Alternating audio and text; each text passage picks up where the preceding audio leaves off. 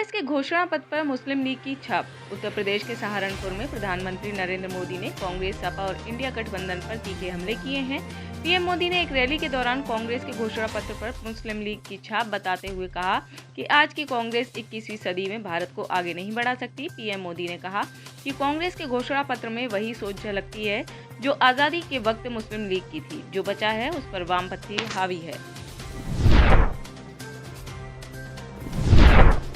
लोकसभा चुनाव से पहले बोले सीजेआई डीवीआई चंद्रचूड़। लोकसभा चुनाव से पहले देश के मुख्य न्यायाधीश डीवीआई चंद्रचूड़ ने महत्वपूर्ण टिप्पणी की है। जस्टिस डीवीआई चंद्रचूड़ ने Nagpur high court bar association के शताब्दी समारोह में कहा, हमारे जैसे जीवंत और तर्कपूर्ण लोकतंत्र में ज्यादातर लोगों का झुकाव किसी न किसी राजनीतिक विचारधारा की तरफ होता है। अरस्तू ने कहा था कि मनुष्य राजनीतिक प्राणी है और वकील कोई अपवाद नहीं है। हालांकि बार के सदस्यों को अदालत और संविधान के साथ पक्षपातपूर्ण नहीं होना चाहिए।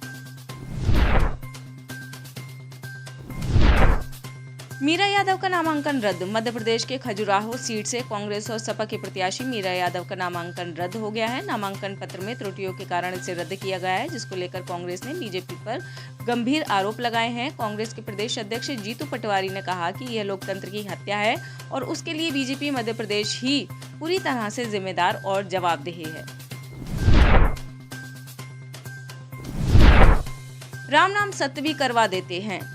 लोकसभा चुनाव 2024 के मद्देनजर उत्तर प्रदेश के नगीना में आयोजित विशाल जनसभा में मुख्यमंत्री योगी आदित्यनाथ ने कहा कि पहले कर्फ्यू लगता था, लेकिन हमने कांवड़ यात्रा को चालू किया। हम लोग अयोध्या में राम मंदिर भी बनवाते हैं और जो लोग बेटियों और व्यापारियों के लिए खतरा बनते हैं उसका राम नाम सत्य भी करवा देते हैं। हम जातिवाद की बात नहीं करते, हम सांप्रदायिकता की बात नहीं करते हैं, हम कानून की बात करते हैं। प्रधानमंत्री मोदी जमुई में परिवारवाद पर नहीं बोले। जमुई लोकसभा सीट पर प्रचार के लिए जा रहे तेजस्वी यादव को पटना एयरपोर्ट पर पत्रकारों ने घेर लिया। इस दौरान पत्रकारों के एक सवाल के जवाब में उन्होंने कहा कि प्रधानमंत्री नरेंद्र मोदी ने जमुई में परिवारवाद की बात क्यों नहीं की, क्योंकि वो देख रहे हैं कि बिहार में हर जगह जो भी प्रत्याशी खड़े हुए हैं वो किसी न किसी घराने से हैं। तेजस्वी ने जमुई के विकास को लेकर भी पीएम पर निशाना साधा।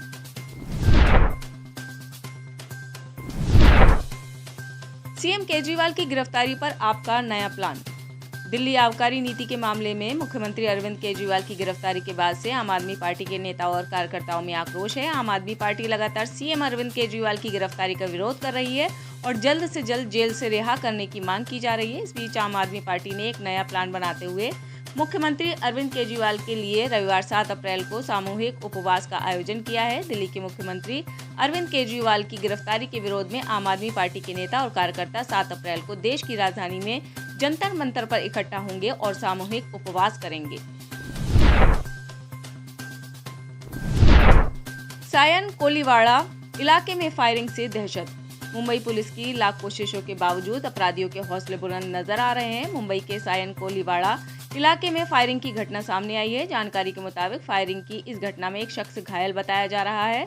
पुलिस ने अज्ञात शख्स के खिलाफ मामला दर्ज कर लिया है। पुलिस आरोपी की तलाश में जुट गई है। हालांकि अभी तक फायरिंग की वजह साफ नहीं हुई है। चुनाव से पहले गब्बर और ठाकुर की एंट्री। दुनिया के सबसे बड़े लोकतंत्र भारत में लोकसभा चुनाव की तारीखों का ऐलान हो चुका है। लोकसभा चुनाव को लेकर प्रशासन और सभी राजनीतिक दल सक्रिय हो चुके हैं। लोकसभा चुनाव से पहले अचानक शोले फिल्म के डाकू गब्बर सिंह और ठाकुर के पोस्टर की एंट्री हो गई है। हालांकि ये पोस्टर किसी राजनीतिक दल ने नहीं बल्कि मतदाताओं को जागरूक करने के लिए निर्वाचन आयोग के जरिए लगाया गया है। मतदाताओं को मतदान के लिए जागरूक करने के उद्देश्य से निर्वाचन आयोग की यह अनूठी पहल है। निर्वाचन आयोग का यह फिल्मी पोस्टर सोशल मीडिया पर चर्चा का विषय बना हुआ है। एयर इंडिया ने FY 2024 में की नौकरी की बरसात। वित्त वर्ष 2024 में कई दिग्गज कंपनियों ने बड़े पैमाने पर कर्मचारियों की छंटनी की। वहीं भारत की बड़ी विमानन कंपनी एयर इंडिया ने हजारों लोगों को इस दौरान नौकरी पर रखा। पीटीआई की खबर के मुताबिक कंपनी ने कुल 5,700 से अधिक लोगों को वित्त वर्ष 2024 में नौकरी दी।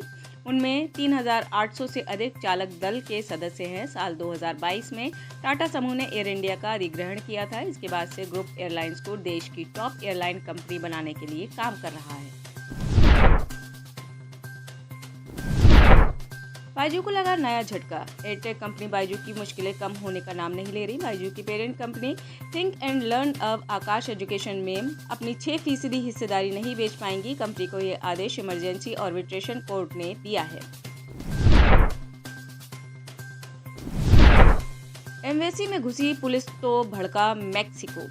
इक्वाडोर के क्विटो स्थित मैक्सिको के दूतावास में पुलिस के घुसने की घटना के बाद मैक्सिको के राष्ट्रपति ने शुक्रवार 5 अप्रैल को शाम को कहा कि उनका देश इक्वाडोर के साथ राजनयिक संबंध समाप्त करेगा। इक्वाडोर और मैक्सिको के बीच राजनयिक दरार उस समय और गहरी हो गई थी जब इक्वाडोर के पुलिस अधिकारियों ने देश की राजधानी क्विटो में स्थित मैक्सिको के दूतावास में जबरन घुसकर इक्वाडोर के पूर्व उपराष्ट्रपति जॉर्ज ग्लास को हिरासत में ले लिया था।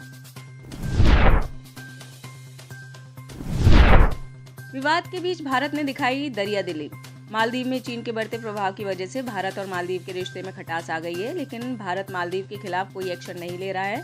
मालदीव को कोटा के तहत आवश्यक वस्तुओं के निर्यात की अनुमति देने के बाद मालदीव के विदेश मंत्री मूसा जमीर ने भारत के विदेश मंत्री और भारत सरकार को ईमानदारी से धन्यवाद दिया है। मूसा जमीर ने इस अनुमति के बाद इसे दीर्घकालिक दोस्ती का प्रतीक बताया है।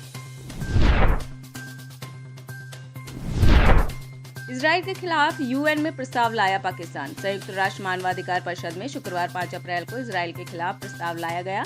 इसमें कहा गया कि इजराइल ने गाजा में वॉर क्राइम यानी युद्ध अपराध और मानवता के खिलाफ अपराध किए हैं, जिसे लेकर उसे जिम्मेदार ठहराया जाना चाहिए।